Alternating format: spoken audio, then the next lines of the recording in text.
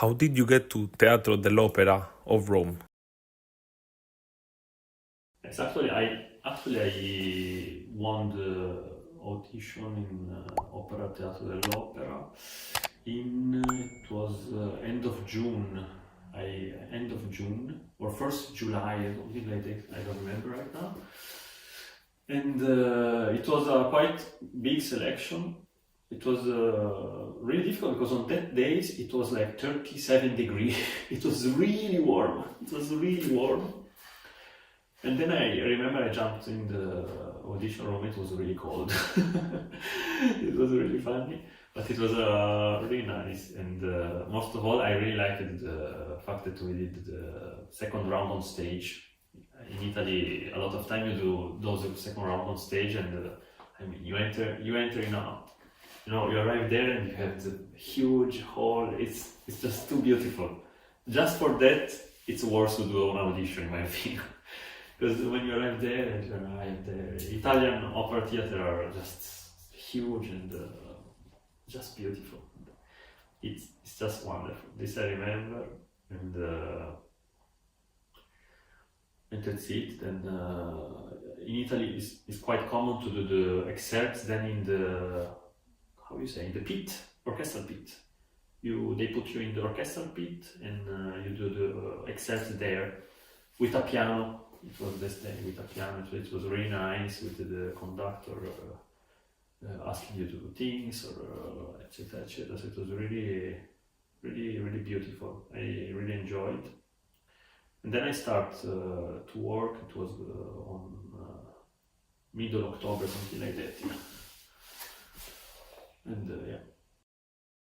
How is the lifestyle of a musician in Rome? Mainly in an Italian theater you do opera and ballet. Not in every opera you do also ballet, but in Rome we're really lucky to have also a fixed company. And so you do like one opera, one ballet, or two opera and one ballet. This is like the schedule. And it's a theater that is really nice because they play really classical repertoire, like Nutcracker, Tosca, or Traviata, Rigoletto, Otello, really classical opera, but also like kind of new creation, or now we will play Salome or Genufa of Janacek, and there are like next program will be Giannis Kiki with L'Heure Espagnole of Ravel. So it's they always try to do something new, but without forgetting what is the heritage that a state opera should have, in my opinion. And we are really lucky in a way because I have some colleagues which work in, for example, London or in Germany or in Switzerland. They work during the year with like different operas through all the year. So they don't rehearse so much and they work a lot. In Rome, still we work with production. I mean, it means that every opera we do, we did some rehearsal for that.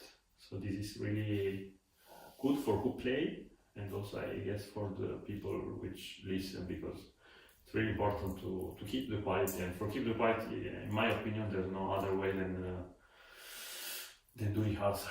In my opinion, rehearsal are really important things, and of course we live in a society where we will do less and less rehearsal and more concert. We have to produce.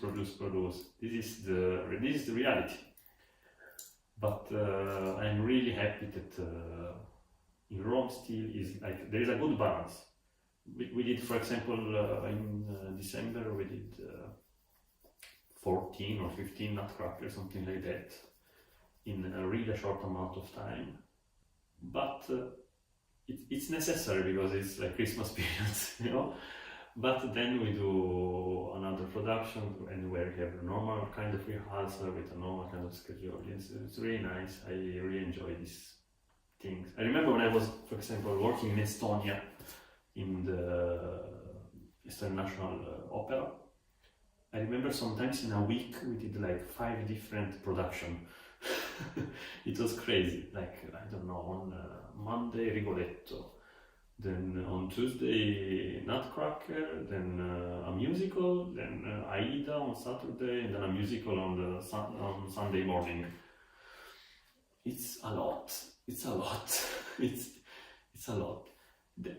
Also, if you imagine yourself doing that for all the rest of your life, this is the things. So yes, it's really a lot. So I'm really happy of this. Also, we are like two clarinetists, two first clarinet, so we can share the program. We can decide which program we want to do. Also, there are some symphony concerts, so it's really nice.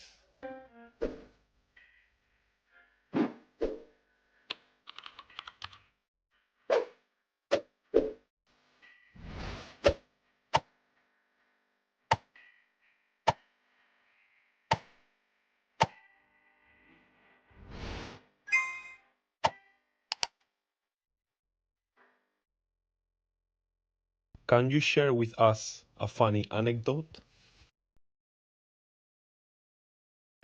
Actually, I remember once I had like a, I had my clarinet and my suitcase, and I was waiting in an airport for long. There was a delay. I remember I was in Germany, in Munich, can be. And then I was there waiting, and it was like I already had to wait like 4 hours, but then it was like 3 hours later. I had 7 hours of doing what I didn't know. Next days I had an audition, of course. I don't remember where, maybe in Finland, maybe somewhere. Then I said, okay, well, you know what? I practice, whatever. Then I take my clarinet, I start to play a bit, and I was practicing Shostakovich Ninth. And then I see like then a child came with €2 in the hand, and he gave me €2. And then I was like, well, thank you. I was, well, thank you, and I took it. I was like, well, yeah, I mean, fantastic.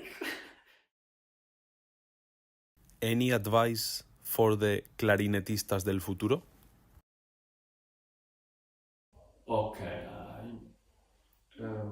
I would say to first to enjoy everything what you do, enjoying everything.